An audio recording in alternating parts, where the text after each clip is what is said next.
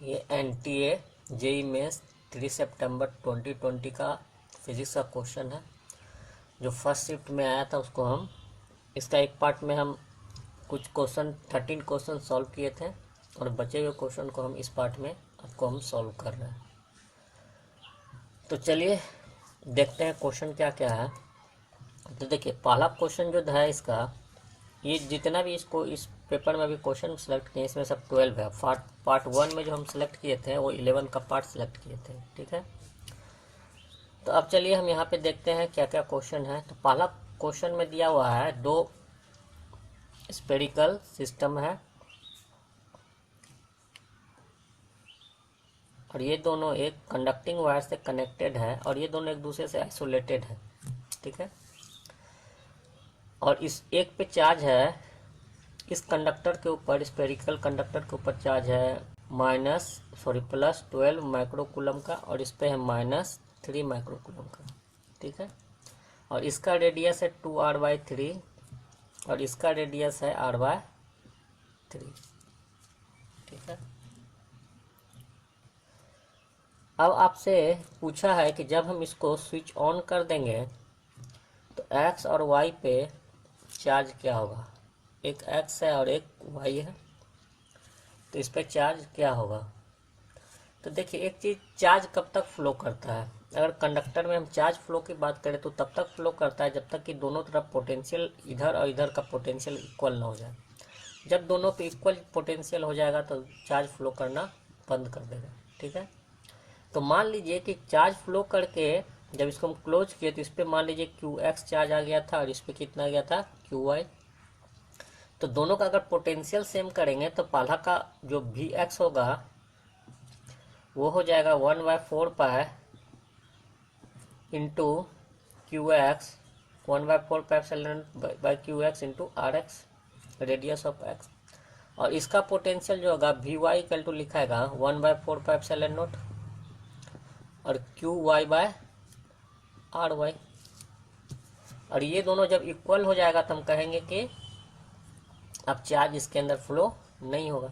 जैसे एक आसान सा इक्वेशन आ जाएगा, अगर हम VX इक्वल टू VY करते हैं तो यहाँ से एक आसान सा इक्वेशन आएगा QX/RX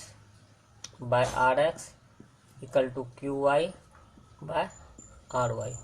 ठीक है। अब यहाँ पे RX RY का वैल्यू दिया हुआ है तो हम अगर इसको हम पुट करते हैं तो ये मेरा हो गया QX बाय, इसका वैल्यू है 2r/3, इसका वैल्यू है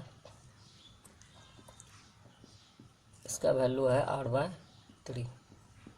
अब यहाँ से 3 RR कैंसिल हो जाएगा तो यहाँ से आपका फाइनली आ गया QX इक्वल टू 2QY, ठीक है।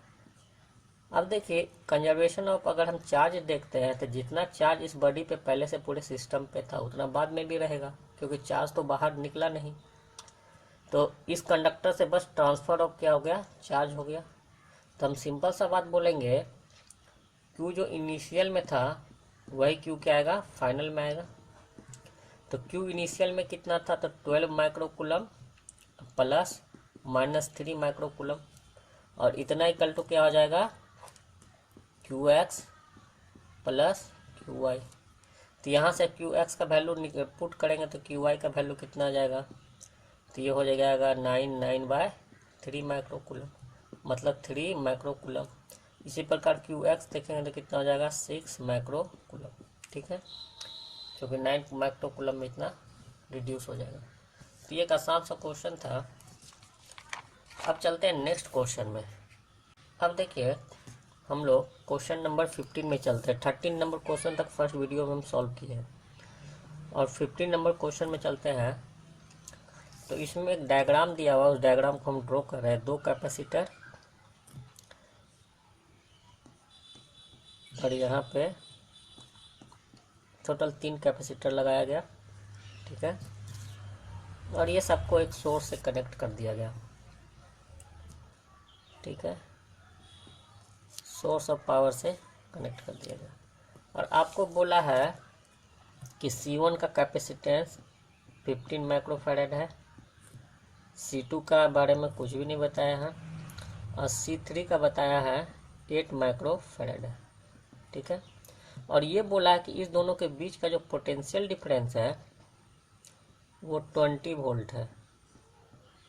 ठीक है, और आपको बोला है कि जहाँ से जो चार्ज सप्लाई हुआ वो चार्ज सप्लाई का वैल्यू जो है, टोटल चार्ज यहाँ से Q का वैल्यू सप्लाई हुआ वो टोटल आपको है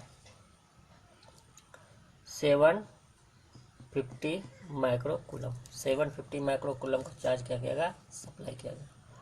तो आपसे पूछा है C2 पे कितना चार्ज होगा। तो देखिए, अगर हमसे पूछता है कि ये C1 पे कितना चार्ज होगा, तो जितने से सप्लाई होता है सब चार्ज इसके पास रहता है, तो हम C1 का चार्ज बता सकते हैं कितना होगा, 750 माइक्रो कूलम। ठीक है, इससे हमको इस क्वेश्चन में कुछ लेना देना नहीं है, बस आपको हम बता दे रहे हैं C1 पे चार्ज कितना होगा, 750 माइक्रो कूलम। अब देखिए, यही चार्ज यहाँ पैरेलल में क्या होगा, डिस्ट्रीब्यूट होगा। तो कुछ चार्ज इस पे चला गया होगा, कुछ चार्ज इस पे चला गया। मान लीजिए इस पे चार्ज Q1 चला गया, Q2 चला गया, और इस पे चार्ज Q3 चला गया। ठीक है, तो हम लोग सिंपल सोचेंगे Q2 और Q3 का वैल्यू क्या होगा। ठीक है, तो देखिए सबसे पहले हम निकाल लेते हैं चार्ज ऑन Q3। तो हम लोग चार्ज ऑन Q3 हम लोग बोल सकते हैं, तो Q3 का वैल्यू कितना होगा, तो इसका क्या हो जाएगा, C3 इंटू 20 वोल्ट, क्योंकि हम लोग जानते हैं Q इक्वल टू क्या होता है, C भी होता है, तो ये फार्मूला यूज होगा। तो इस पर हमको सिंपल आ गया, C का वैल्यू हम रखते हैं 8 माइक्रोफैराड इंटू 20, इतना माइक्रो कूलम चार्ज होगा, मतलब 160 माइक्रो कूलम का चार्ज Q3 पे होगा। तो Q3 पे अगर 163 आया तो इस पर कितना जाएगा, तो Q2 इक्वल टू हो जाएगा Q total 750 micro coulomb minus जितना Q2 पे चार्ज है, Q3 पे चार्ज है, Q3 पे 160 माइक्रो कूलम, यहाँ से एक 590 आ गया micro coulomb, that is the answer. देखिए इसमें बहुत कुछ पूछा जा सकता था, एक यह भी दे सकता था, इसके बीच का पोटेंशियल दे देता, या आपको इस पे चार्ज बता देता, तो इसको बहुत तरह से पूछा जा सकता था। ये बहुत आसान सा क्वेश्चन था। अब चलिए नेक्स्ट क्वेश्चन में चलते हैं। नेक्स्ट क्वेश्चन एक डेरिवेशन से क्वेश्चन है। अब देखिए 60 नंबर क्वेश्चन में आपका एक होलो सिलिंड्रिकल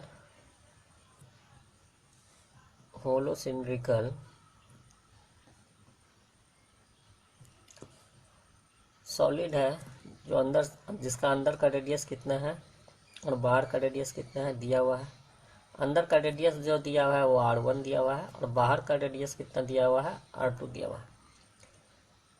और आपको बोला है कि करंट जो है वो अंदर से बाहर फ्लो कर रहा है, मतलब वायर जो इसके अंदर कनेक्टेड किया हुआ है अंदर से करंट को बाहर की ओर फ्लो करा रहा है। ठीक है, देखिए अब इसको हम टॉप व्यू से देखेंगे तो कैसा दिखेगा, ये अंदर में एक स्फीयर होगा, एक स्फीयर क्या होगा, स्फीयर नहीं मतलब इसको सरफेस बोलिए, ये इनर सरफेस होगा ये, और ये सरफेस वो सरफेस होगा जो मेरा कंडक्टर का सरफेस है, और अंदर का रेडियस है। तो करंट किस डायरेक्शन में फ्लो कर रहा है, इस डायरेक्शन से इस डायरेक्शन में।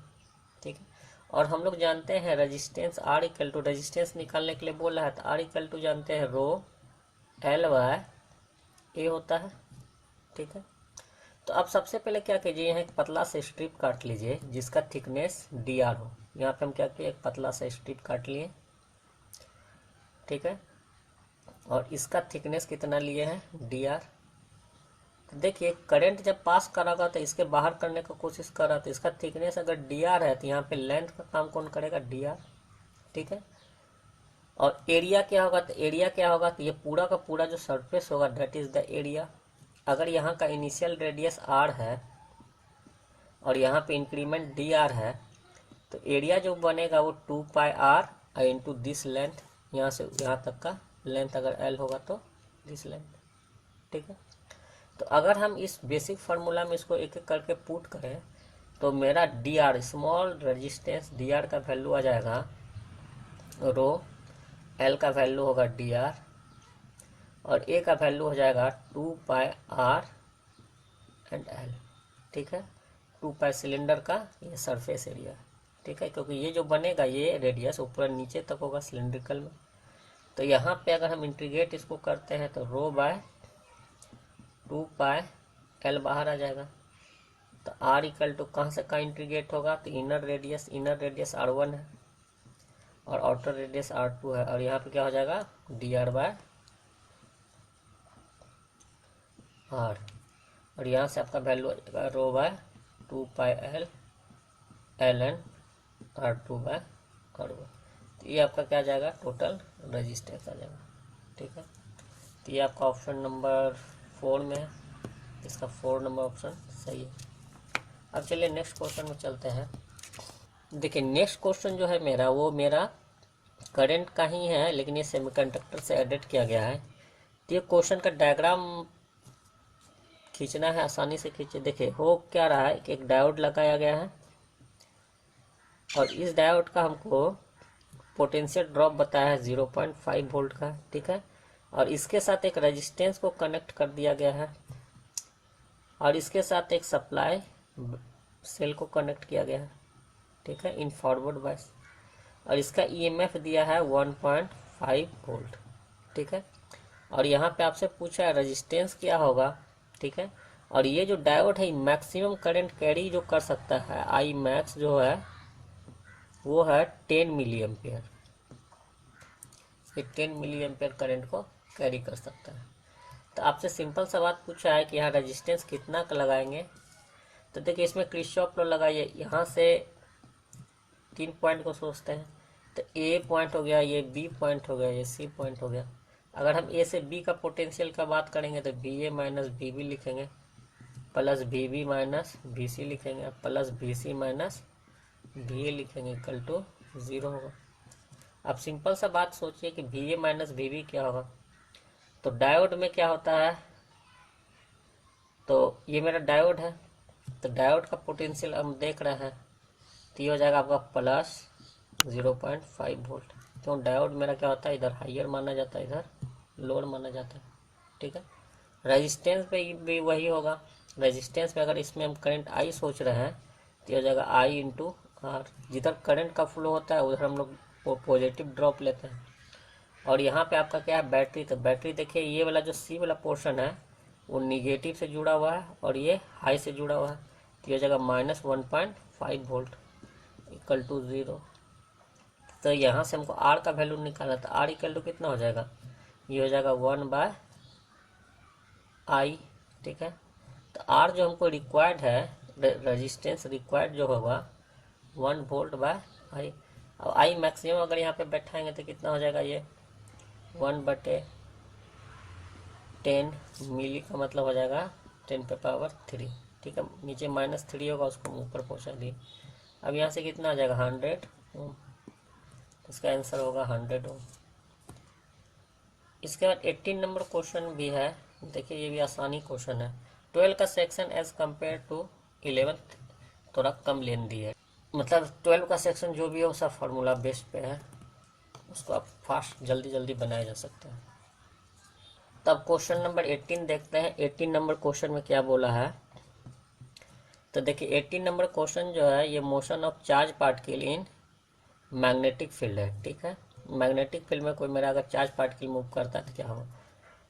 तो इसमें आपको क्या क्या दिया हुआ है, आपको दिया हुआ है Q का वैल्यू दिया हुआ है 1 माइक्रोकूलम, B का वैल्यू दिया हुआ है 4I plus 6J plus 3K, और B मैग्नेटिक फील्ड का वैल्यू दिया हुआ है, ये दिया हुआ है 3I plus 4J minus 3K। ठीक है, ये है मीटर पर सेकेंड में, ये है आपका 10 पे पावर -3 का मतलब है मिली टेस्ला। ठीक है, और ये माइक्रोकूलम में। ठीक है, 1.0 माइक्रोकूलम इसको आप लिख सकते हैं। ठीक है, अब ये चार्ज पार्टिकल किसी मैग्नेटिक फील्ड बी में मूव कर रहा है, मतलब ये मैग्नेटिक बी वेलोसिटी से क्यू चार्ज पार्टिकल अगर मूव कर रहा है बी फील्ड में, तो हम जानते हैं फोर्स एफ का वैल्यू कितना होता है, तो एफ का वैल्यू होता है क्यू भी क्रॉस बी। ठीक है, अब हम क्या करेंगे, सबका वैल्यू रख देंगे, तो एफ का वैल्यू कितना आ जाएगा, तो क्यू का वैल्यू है 10 पे पावर -6 माइक्रो से हटाए, और भी का वैल्यू कितना हो जाएगा, तो हम लोग इसको आई जे और के फॉर्म में प्रोडक्ट कर रहे हैं, डिटर्मिनेंट के फॉर्म में, और ये हो जाएगा आपका, पहले भी आएगा, भी का कितना है 4 6 3 फिर बी का आएगा, बी का कितना होगा 3 4 -3, ठीक है। और यहाँ पे हो जाएगा टेस्ला का 10⁻³ और इतना न्यूटन का टोटल फोर्स हो जाएगा। तो अब हम लोग क्या करते हैं, इसको प्रोडक्ट करते हैं। तो सबसे पहले आई के साथ तोड़ेंगे, तो आई के साथ -18 और -12 कितना हो गया -30i, फिर -j हो गया। अब हम जे के साथ जब तोड़ रहे हैं तो यह हो जाएगा, जे के साथ ब्रेक करने पे कितना आएगा -12 और -9, ठीक है, -21, ठीक है। इसके बाद अब के साथ तोड़ रहे हैं, के साथ कितना होगा, तो यह जाएगा के, ठीक है। और के साथ जब ब्रेक करें 14 16 -80 -2, ठीक है। तो टोटल वैल्यू आपका गया -30i + 21j और -2k। तो ये आपका ऑप्शन नंबर 2 में दिया हुआ है, ठीक है। इसका ऑप्शन नंबर 2 सही होगा। अब देखिए 19 नंबर क्वेश्चन, तो 19 नंबर क्वेश्चन है, उसमें आपका क्या दिया है, एक रेगुलर हेक्सागन दिया हुआ है, ठीक है। हम इधर रेगुलर हेक्सागन एक बना रहे हैं।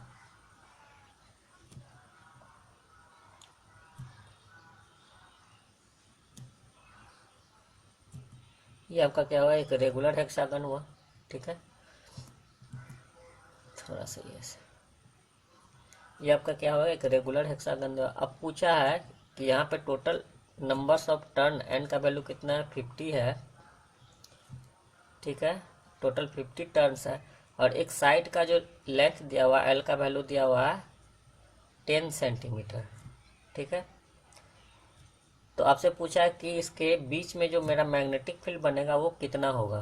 तो हम लोग मैग्नेटिक फील्ड इस केस में हम लोग जानते हैं कैसे निकाला जाना है। तो आपको सबसे पहले पता है कि अगर एक पॉइंट पे मैग्नेटिक फील्ड किसी वायर से हम निकालते हैं और इधर का एंगल मान लीजिए थीटा और अदर एंगल θ1 एंड θ2 बैठाया जा रहा है, तो यहाँ से मैग्नेटिक फील्ड बी का वैल्यू कितना होता है, तो बी का वैल्यू हो जाता है μ0/4π। अगर इसमें करंट आई फ्लो कर रहा है, इससे करंट कितना फ्लो कर रहा है, आई कर रहा है, तो 4π आई, और यहाँ से यहाँ तक का डिस्टेंस अगर d है तो d into sine θ1 plus sine θ2, ठीक है। ये एक बहुत ही यूजफुल फार्मूला जो मैग्नेटिक फील्ड निकाल।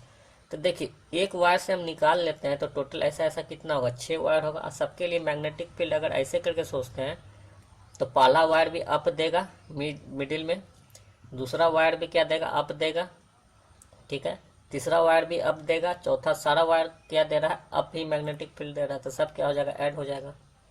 तब यहाँ पे हमको कैलकुलेट करना है, तो एक वायर से पहले हम लोग निकाल लेते हैं। तो अब देखिए सबसे पहले θ1 θ2 का वैल्यू क्या होगा, ये θ1 अगर मान लीजिए तो ये आपका कितना हो जाएगा θ2। अब ये टोटल 30 60 60 60 होगा, तो ये एंगल आपका कितना हो जाएगा 30। तो आपका θ1 एंड θ2 का वैल्यू कितना हो गया 30 डिग्री। आई करंट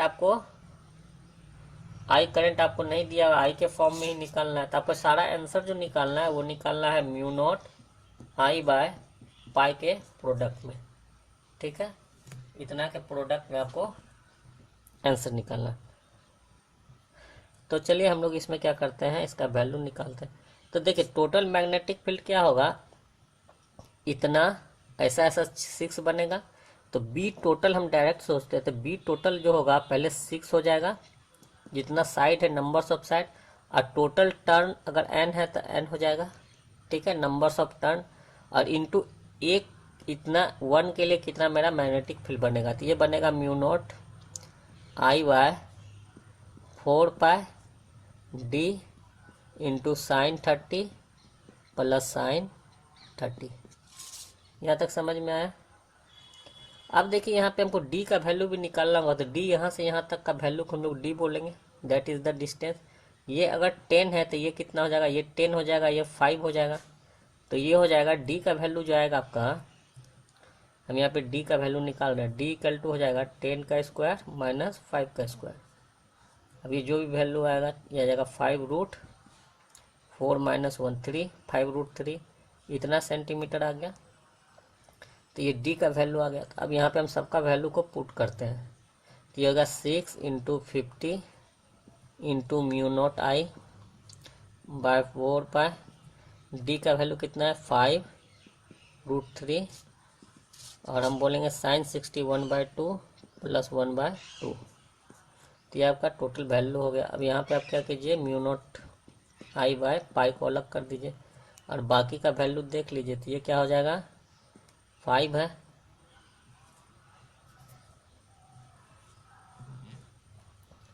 अब देखिए यहाँ पे आपका कितना है, तो 6 × 50/4 × 5√3 और ये 1 हो गया। अच्छा यहाँ पे ये सेंटीमीटर में, तो इसको मीटर में कन्वर्ट करना होगा ना। 5 × 10√3 0.5 × 10√3, ठीक है। अब देखिए सेंटीमीटर में, तो मीटर में कन्वर्ट इसको करेंगे तो कितना जगह 5√3 × 10⁻⁻2 मीटर। अब सबका वैल्यू हम क्या करते हैं पुट करते हैं। तो सबका वैल्यू अगर हम पुट करेंगे तो जगह 6, एन का वैल्यू कितना है, एन का वैल्यू आपको दिया हुआ है 50, म्यू नॉट आई बाय 4 और डी का वैल्यू कितना है 5√3 × 10⁻⁻2 और यहाँ से वैल्यू आ जाएगा 1/2 प्लस 1/2, ठीक है। तो टोटल वैल्यू यहाँ से mu not I by pi को अलग कर देते हैं। यहाँ बच जाएगा 6 × 50 इंटू क्या बचेगा, तो ये ख़त्म हो गया। नीचे में क्या क्या बचा, तो नीचे में बचा 520 हो गया 20√3, ठीक है। और ये पावर ऊपर चला गया तो ये हो गया 10⁻2, ठीक है। अब ये 0 0 कट गया, ये कितना बार में कट जाएगा 3 बार में, ये कितना बार गया √3 बार में। तो ये आपका हो गया √3 टाइम्स में कट गया और यह कितना बचा 100,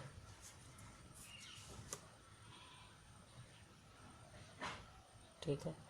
तो यहाँ से टोटल आंसर आपका आ जाएगा mu not I by pi, ये हो गया 500, ठीक है, √3। तो ये देखिए फर्स्ट नंबर में ऑप्शन में है, तो ये मेरा आंसर आएगा 500√3।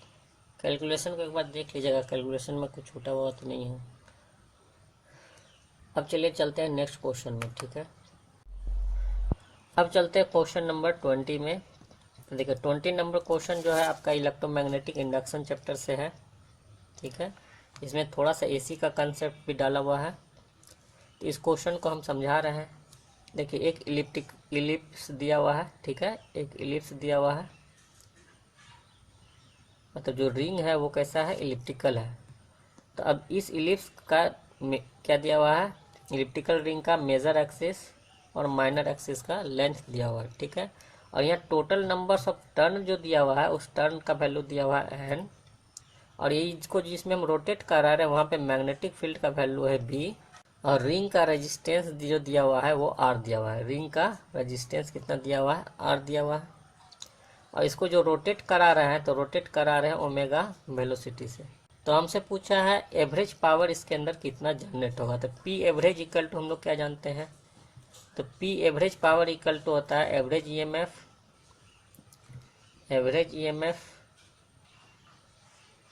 का स्क्वायर बाय हम लोग का रेजिस्टेंस आर, ठीक है। एवरेज ईएमएफ का स्क्वायर बाय रेजिस्टेंस आर। तो हम लोग सबसे पहले ईएमएफ सोचते थे। ईएमएफ इक्वल टू आपका क्या होता है -d∅dt। तो अब देखिए फाई यहाँ पे क्या होगा, तो फाई देखिए n नंबर्स ऑफ टर्न है, तो सबसे पहले n हो जाएगा numbers of turn into b into area into cos theta.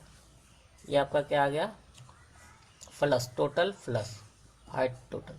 तो ईएमएफ जो यहाँ इंड्यूस होगा ई इक्वल टू क्या हो जाएगा, इसको हम डिफ्रेंशिएट करेंगे तो जगह -n/BA कॉस का साइन हो जाएगा साइन थीटा, यहाँ प्लस हो जाएगा तब, और ये d∅dt। तो यहाँ से ईएमएफ जो जनरेट हो गया वो कितना हो गया NBA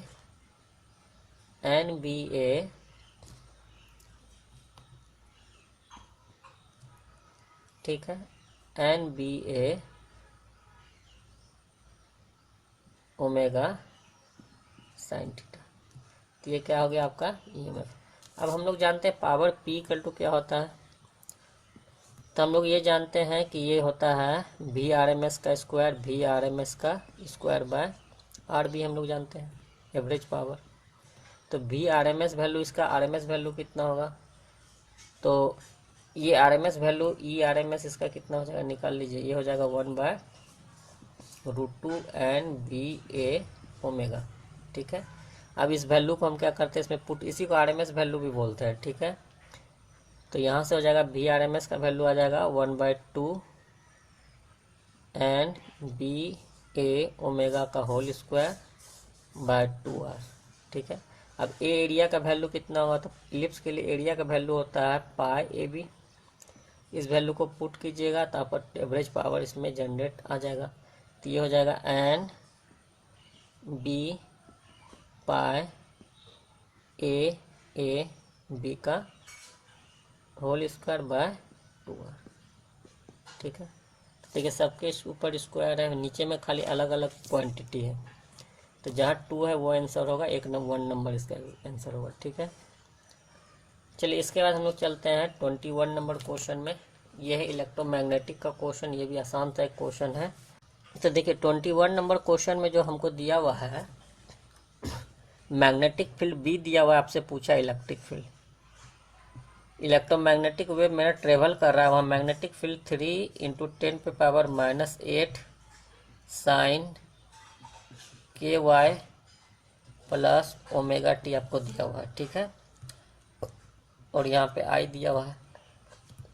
तो I का मतलब हो गया डायरेक्शन ऑफ मैग्नेटिक फील्ड पूछा है, आपसे पूछा क्या इलेक्ट्रिक फील्ड यहाँ कितना जनरेट होगा।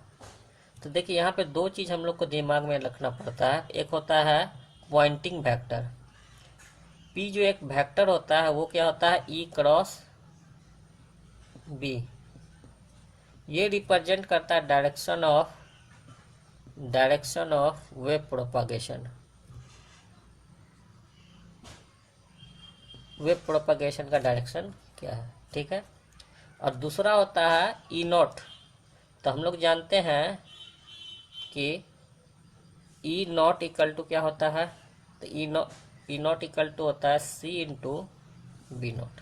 ठीक है, मतलब जो मेरा इसका वैल्यू होता है ये होता है E not equal to C × B not. तो ये दो फार्मूला जो जानता है वही इसका कन्वर्सन कर सकता है। ठीक है, तो अब सबसे पहले देखते हैं बी के अंदर क्या क्या डाटा मौजूद है। तो देखिए अंदर में जैसे ही साइन दोनों के बीच प्लस होगा, आप समझ जाइए कि वेव का जो डायरेक्शन है वो क्या है, निगेटिव है। मतलब पी वेक्टर का डायरेक्शन क्या है, निगेटिव वाई डायरेक्शन है। ठीक है, क्यों, क्योंकि यहाँ पे प्लस दिया हुआ और यहाँ पे वाई दिया है। ठीक है, बी का जो डायरेक्शन दिया हुआ है ये किधर दिया हुआ है, आई की तरफ। ठीक है, तो ई का डायरेक्शन पूछा है। तो देखिए यहाँ पे जो सब डायरेक्शन दिया हुआ है इसको आसान बनाने का ट्रिक है, कोई चीज़ याद मत रखिए, सबका वैल्यू एक एक करके पुट कीजिए। तो पी का डायरेक्शन दिया हुआ है -j। ठीक है, ई का डायरेक्शन हमसे पूछा है तो इसको ब्लैंक छोड़ देना है, क्रॉस लगाना है। बी का डायरेक्शन क्या दिया हुआ, आई। अब सोचिए के डालने से आएगा आपका वैल्यू या -k डालने से। तो देखिए के अगर हम डाल देंगे तो k × i का वैल्यू कितना आएगा, j आ जाएगा +j। ठीक है, तो अगर यहाँ -k डाल देंगे तो मेरा काम बन जाएगा। मतलब जो मेरा डायरेक्शन ऑफ E है वो किधर है, तो उसका डायरेक्शन हमको यहाँ से मिल गया, इस जगह से हमको क्या मिल गया, डायरेक्शन ऑफ E। ठीक है, अब दूसरा है मैग्नीट्यूड ऑफ E नॉट का वैल्यू कितना होगा। तो B नॉट का वैल्यू ये आपका B नॉट का वैल्यू है। तो E नॉट का वैल्यू क्या हो जाएगा, तो E नॉट का वैल्यू हो जाएगा 3 × 10⁻8। C का वैल्यू पुट कर दिए और B नॉट का वैल्यू 3 × 10⁻−8। तो यहाँ से आ गया 9। ठीक है, तो आपका फाइनल जो E बनेगा इन वेक्टर फॉर्म में वो सिंपल होगा 9 और यही रह जाएगा साइन KY प्लस ω/t। और ई बी का डायरेक्शन किधर आया, -k की तरफ, इसको -k। ठीक है, ई का डायरेक्शन देखिए -k की ओर आया, इससे हम कंपेयर कर रहे हैं। तो ये आपका क्या हो जाएगा, इतना न्यूटन कूलम ये आपका फील्ड हो जाएगा। तो इसमें से ऑप्शन कौन सा सही है, देखिए 9 दो गो में है, एक -k है 1 नंबर में, तो 1 नंबर इसका सही होगा। ठीक है, तो ये इसको कहते हैं पॉइंटिंग वेक्टर, ये बताता है direction of propagation of wave. तो ये दो वैल्यू आपको पता होगा तभी इसको हम सॉल्व कर सकते हैं। ठीक है, ये बहुत ही कॉमन क्वेश्चन है, लगभग हर एग्जाम में पूछता है। अब चलिए 22 में चलते हैं। देखिए अब 22 नंबर क्वेश्चन जो दिया हुआ है ये एसी का क्वेश्चन है। इसमें एक रेजिस्टेंस दिया हुआ है, एक आपका इंडक्टेंस दिया हुआ है और एक कैपेसिटर दिया हुआ है। ठीक है, तीनों को एक सोर्स एनर्जी से कनेक्ट कर दिया गया। ठीक है, और इस सोर्स एनर्जी कितना है 25 साइन 100 पाई टी और प्लस π/2। ठीक है, इसका फेज है। अब इसका वैल्यू दिया हुआ है, इसका दिया हुआ है 4 ओम, इसका रिएक्टेंस दिया हुआ है, एक्सएल का वैल्यू कितना दिया हुआ है 7 और एक्सी का वैल्यू कितना दिया हुआ है 4 ओम। तो यहाँ से एक चीज़ पता चल गया आपको, जेड पहले पता चल गया। जेड इक्वल टू क्या हो जाएगा, तो R plus XC minus XL into J. ठीक है, तो यहाँ से मॉडुलस ऑफ आर भी आप निकाल सकते हैं। ठीक है, इसका मॉडुलस जो निकालिएगा आपका क्या बनेगा, मॉडुलस ऑफ आर। तो इसका वैल्यू हो जाएगा R square plus XC minus XL का होल स्क्वायर का रूट अंडर। ठीक है, अब देखिए क्वेश्चन के अंदर बोला है कि हम इसको टी समय तक क्या करते हैं, इसे करंट पास कराते हैं। तो रेजिस्टेंस जो है, ये रेजिस्टेंस का टेम्परेचर डेल टी से राइज कर जाता है। डेल टी का वैल्यू कितना दिया हुआ है 10 डिग्री सेंटीग्रेड। और ये भी दिया हुआ है कि इसका स्पेसिफिक मास स्पेसिफिक कैपेसिटी दिया हुआ है। ठीक है, एम इंटू एस का वैल्यू दिया हुआ है 100 जूल पर कूलम। तो आपको कैलकुलेट करके वैल्यू निकालना था। देखिए यहाँ हमको एनर्जी में जाना है, फाइनली हमको किस में जाना है, एनर्जी में। तो सबसे पहले हम क्या करेंगे, एनर्जी में जाने के लिए सबसे पहले करंट निकालेंगे। जो करंट होगा उसका आरएमएस वैल्यू निकालेंगे। उसका आरएमएस वैल्यू से यहाँ हम कितना निकालेंगे, पावर निकालेंगे, करंट कितना पास कर रहा है। तो आई इक्वल टू हम लोग जानते हैं applied voltage 25 I nought equal to जानते हैं ई नोट का वैल्यू इतना है, ई नोट बाय जेड। ठीक है, और इसका वैल्यू आ गया आपको 25 बाय, इसका वैल्यू आ जाएगा आपका 4 का स्क्वायर प्लस 3 का स्क्वायर का रूट अंडर, मतलब ये 5 ओम। ठीक है, तो यह आ गया आपका 5 ओम। तो आई नोट का वैल्यू, सॉरी चलिए आई नोट निकाल लेना, इतना इंटू। ठीक है, अब यहाँ से आपको कितना आ जाएगा, तो आपका आ जाएगा 5 एम्पियर। ठीक है, आई नोट मिल गया। और I R M S equal to क्या होता है, तो I R M S equal to होता है आई नोट बाय √2। ठीक है, तो यहाँ से हमको जो मिल गया आई आर एम एस का वैल्यू मिल गया 5/√2। ठीक है, तो हम लोग पावर सोच सकते हैं। पावर इक्वल टू क्या होता है, तो होता है आई आर एम एस का square into Z, sorry R हो जाएगा, यहाँ आर रेजिस्टेंस के क्रॉस हम देख रहे हैं। तो इस रेजिस्टेंस के क्रॉस हम पावर निकाल रहे थे, यहाँ से हो जाएगा 25/2 इंटू आर का वैल्यू आपको 4 दिया। तो एवरेज पावर जो इसमें जनरेट होगा, एवरेज पावर वो हो जाएगा 50 जूल। ठीक है, 50 जूल का एनर्जी क्या कर रहा है, जनरेट कर रहा है। अब चलिए हम लोग चलते हैं डेल क्यू कितना होगा। तो डेल क्यू इक्वल टू हम लोग जानते हैं, अब हम लोग हीट के अंदर जा रहे हैं। तो डेल क्यू इक्वल टू क्या होता है, M S into del T. ठीक है, del T rise in temperature. M S का वैल्यू आपको दिया हुआ है। ठीक है, और ये दिया हुआ है। तो हम लोग सबसे पहले जानते हैं डेल क्यू, और यहाँ हीट जनरेटेड हम लोग जानते हैं। तो यहाँ हीट का वैल्यू अगर सोचेंगे तो हीट इक्वल टू क्या होता है, time average power into time T, average power into time T. तो यहाँ एक और चीज़ जानते हैं, हीट इक्वल टू, इसके बाद हम लोग जानते हैं हीट इक्वल टू होता है average power into time T. या दोनों क्या है, इक्वल है, तो इक्वल कर दीजिए। तो पावर का वैल्यू कितना हो जाएगा 50 टी इक्वल टू, यहाँ हो जाएगा एम एस का वैल्यू है 100 और राइज इन टेम्परेचर है 10। तो यहाँ से टी का वैल्यू कितना आ गया 20 सेकेंड। इसका आंसर होगा 20 सेकेंड। तो एक एसी का आसान सा क्वेश्चन था। अब चलिए नेक्स्ट क्वेश्चन में चलते हैं। नेक्स्ट क्वेश्चन है आपका फोटो इलेक्ट्रिक इफेक्ट से 23 नंबर। अब देखिए 23 नंबर आपका फोटो इलेक्ट्रिक इफेक्ट से एक आसान सा क्वेश्चन है। इसमें क्या बोला, एक मेटल सरफेस है, इस पर हम जब λ1 मतलब λ1 का वैल्यू दिया हुआ है आपको 500 nm का फ्रीक्वेंसी गिराते हैं, तब इससे जो k निकलता है, ठीक है, जब हम 200 नैनोमीटर का गिराते हैं तब इससे जो k निकलता है, k मैक्स, वो इसका 3 टाइम्स होता है, मतलब यहाँ पे 3k मैक्स निकलता है। ठीक है, वर्क फंक्शन 5, यहाँ भी वर्क फंक्शन कितना होगा 5। तो λ1 का वैल्यू दिया हुआ है, इसको λ1 मेरा कितना है 500 nm, और यहाँ पे कितना है 200 nm। इतना समझ में आया। अब यहाँ से 3 टाइम तो इसका फोटो इलेक्ट्रिक इफेक्ट का इक्वेशन हम लोग लिखते हैं। सबसे पहले क्या हो जाएगा, hc/λ1 minus 5 equal to k max. अगर यहाँ से इक्वेशन दिखेगा तो क्या हो जाएगा, hc/λ2 minus 5 equal to 3k max.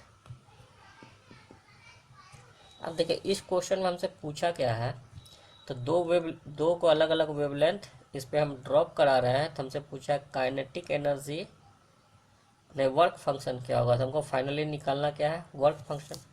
तो हम लोग को वैल्यू निकालना है 5 का। ठीक है, तो 5 का वैल्यू निकालने के लिए आपको के मैक्स हटाना होगा। तो इस पूरे इक्वेशन को जो पहला इक्वेशन है इसको हम गुना किससे कर देते हैं, इंटू 3 से, और इसमें क्या करते हैं सब्ट्रैक्ट कर देते हैं। तो ये आपको बच जाएगा 3hc/λ1, ठीक है, अब माइनस 3 ठीक है, इधर बच जाएगा आपका माइनस hc/λ2 अब प्लस 5 इक्वल टू 0 सब्ट्रैक्ट करने पे। अब यहाँ से मेरा वैल्यू क्या होगा, तो ये इसके साथ 2 इक्वल टू कितना हो जाएगा, तो 2 उधर चला गया, तो ये हो गया 3hc/λ1 माइनस hc/λ2। ठीक है, अब यहाँ पे क्या कीजिए, hc को कॉमन ले लेते हैं, तो हम लोग hc को कॉमन लेके बचा हुआ काम यहाँ करते हैं। तो ये 5 इक्वल टू हो जाएगा आपका hc/2, ये 2 से डिवाइड हो गया, इंटू 3/λ1 माइनस 1/λ2। अब देखिए एससी का वैल्यू आपको पता होता है, तो एससी का वैल्यू आप इलेक्ट्रॉन वोल्ट में भी रख सकते हैं। नैनो इलेक्ट्रॉन वोल्ट में इसका वैल्यू कितना होता है, तो नैनो इलेक्ट्रॉन वोल्ट में रख लीजिए, क्योंकि λ1 λ2 आपका नैनो इलेक्ट्रॉन वोल्ट में होता है। तो एससी का जो नैनो इलेक्ट्रॉन वोल्ट है 1237.4 होता है शायद। ठीक है, इतना नैनो इलेक्ट्रॉन वोल्ट होता है। ठीक है, तो इसका वैल्यू आप रख दीजिए, वैल्यू आपका आ जाएगा 1237.4 अब बाई 2। अब ये क्या हो जाएगा, ये भी नैनो में हो जाएगा, तो यहाँ पे कितना हो जाएगा 10⁻⁻⁹ तो ये कट जाएगा। अब देखिए यहाँ हो जाएगा 3/500 माइनस 1/200, और ये क्या हो जाएगा, ये भी नैनो है नीचे में और ऊपर में भी नैनो है, तो नैनो नैनो आपका क्या हो जाएगा कट जाएगा, 10⁻⁻⁹ कटे। अब यहाँ पे जो वैल्यू बचा ये आपका कैलकुलेटेड वैल्यू आंसर होगा, तो हो जाएगा 1237.4/2 इंटू यहाँ कितना हो जाएगा 1000। अब ये हो जाएगा 6 माइनस 5, तो ये हो जाएगा 1/1000। ठीक है, अब यहाँ से आपका वैल्यू आ जाएगा, तो ये पॉइंट में आके यहाँ बैठ जाएगा, 2 से डिवाइड करेंगे तो 6, 0.6 1, उसके बाद 18। ठीक है, इतना इलेक्ट्रॉन वोल्ट, ये जो वैल्यू आएगा वो किस में आएगा, electron volt, nano electron volt हिसाब पे पुट करना था। अब देखिए अगला क्वेश्चन जो है 24, ये रेडियो एक्टिव डीके से है, तो ये क्वेश्चन भी देख लीजिए, और 2 क्वेश्चन मात्र बचा हुआ है। देखिए 24 नंबर क्वेश्चन जो आपको बोला है, कोई एक एलिमेंट है जो अपना रेडियो एक्टिव डीके करता है, जिसका 9/16 पार्ट जब बचता है, 9/16 पार्ट, ठीक है, तो ये टी टाइम लेता है। अगर इसको हम T/2 पे देखें तो कितना पार्ट यहाँ पे मेरा रिमेनिंग होगा। ठीक है, एन का वैल्यू तब क्या होगा, तो कोई आप जानते हैं एन इक्वल टू क्या होता है, एन इक्वल टू होता है एन नॉट इंटू ई पे power minus lambda into T. ठीक है, तब दोनों के लिए लगा दीजिए। तो आप इनिशियल में मान लीजिए, इनिशियल में कितना है 16 है, तो 16 से कितना बचा 9। तो यहाँ सोच लीजिए 16 से 9 बचा है, और यहाँ से सोच लीजिए 16 से यह कुछ खत्म होकर एन नॉट बना रहेगा। ठीक है, तो आप इनिशियल मान लीजिए 16, जो वैल्यू दिया रहता है ना ऐसा क्वेश्चन में, नीचे वाला आप मान लीजिए ज़्यादा इजी बनेगा। ठीक है, तो ये इसका इक्वेशन अगर हम सोचेंगे तो ये आ जाएगा आपका 9 इक्वल टू 16 इंटू ई पे पावर माइनस लेमडा टी।